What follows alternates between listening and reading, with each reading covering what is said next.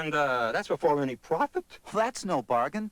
I could buy them for 10 clams and bring them over for about a clam apiece. But it says here we can produce 20% more radios per year than the Caraways can. That doesn't prove anything. We can grow more wheat than they can, too, and at a lower cost. Well, then, what about a trade? Our wheat, which we can produce more of and cheaper, for their radios, which they can produce cheaper, even though we can make more of them. Hey, I get it. If each island specializes in what they do best, we'll all have more radios and more food to go around. Right? Right. A two-way trade. It seemed like the perfect solution at the time. The Caraways would have another new market for radios, and our farmers would have a new market for grain. Like Big Daddy said, if they've got radios and we've got grain, we both have something to gain. So I was sent back to the Caraway Islands to propose the trade. And while I was gone, little Augie was getting into a new business, show business. Step right up for the greatest show on earth. Listen to the wonders of radio, coming soon to the land of Mocha. Augie's gonna let us listen for free? There must be a catch somewhere. Okay, folks, it's showtime. And now, a special broadcast from the Caraway National Ballet Theater featuring prima ballerina Tanya Tiptoes. This program is brought to you by the Caraway Committee, which sponsors the Caraway National Ballet as well as all other approved cultural activities. The committee is attending tonight's performance along with their guest from Mocha, Pablo the Wood Merchant. Now, the big moment. Tanya is ready. She's on point. Oh, what perfect form. Now the arabesque into a pirouette. And now the grand jeté. And she did it.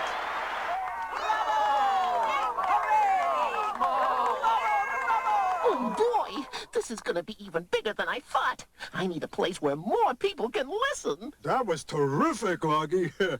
When's the next free demonstration? As soon as you can build me some benches, Cecil, I'm moving this act to Mocha Park. Benches cost clams, Augie. How you gonna pay me for the work? No problem, Cecil. I'm handling the food concessions. I knew it. Leave it to Augie to find a way to make a clam or two.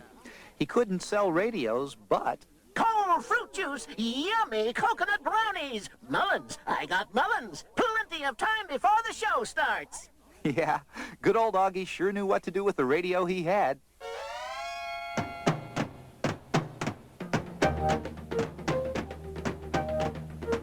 This is Retta Rover, your travel host on Faraway Places. Today we are visiting the island of Oregano, a land steeped in custom and tradition. Here things are done the way they have always been done. The Oreganos follow what they call the life of natural harmony. We are outside the Temple of Tradition, where the Oregano spiritual guide, the Wise One, and their guardian of tradition, the Shepherd, preside over tribal councils. Mr. Shepherd, where did he go? Oh, there he is. Mr. Shepherd, why do your people live without the conveniences of a modern society? We follow the ancient ways. Our lives are simple but fulfilling. But what you do for money? How do you exchange basic goods and services? We barter with each other. The farmer, like his father and grandfather before him, trades what he grows for what he wants. The hunter, like his ancestors before him, trades what he traps for what he wants.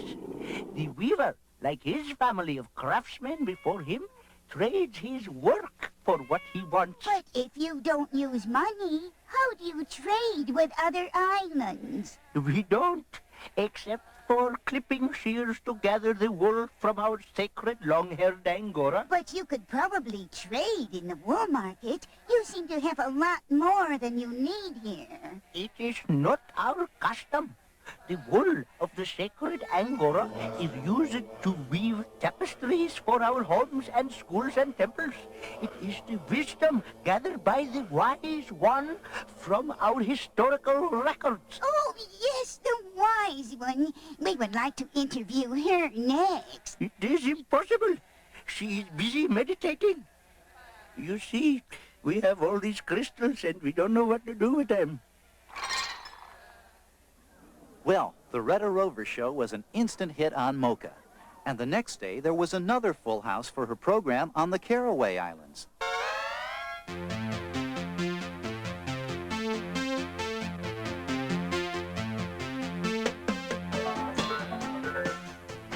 Today we are touring the Caraways, where the government provides housing and health care for all their citizens.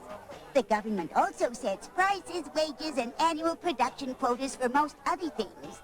Decisions on what goods and services will be produced, how they will be produced, and who will be allowed to consume them are made by the Central Planning Authority, the Caraway Committee. Hold on. I have just been informed that an economic decision is coming up. Let's switch to Caraway Committee headquarters.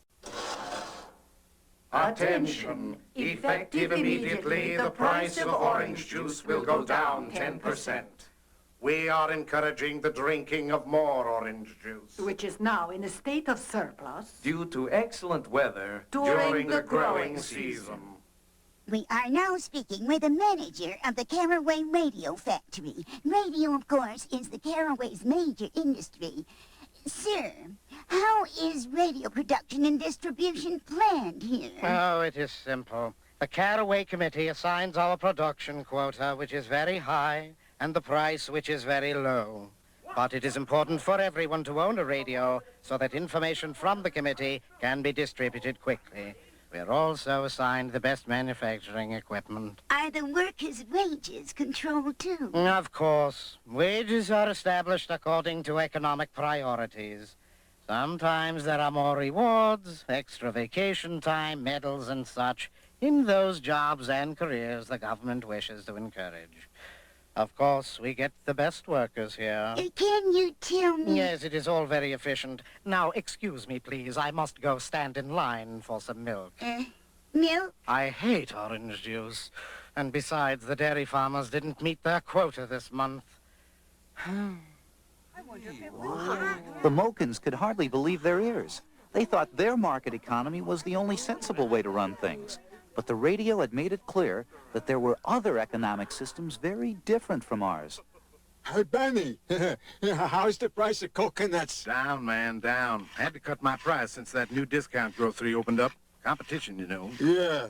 Well, at least nobody's telling you how many you can sell and what you can charge, like over in the Caraway Islands. Yeah, supply and demand tell me that all the time. If my price is too low, there's a line around the block. And if it's too high, nobody buys. You know, when you think about it, our market sort of runs itself most of the time.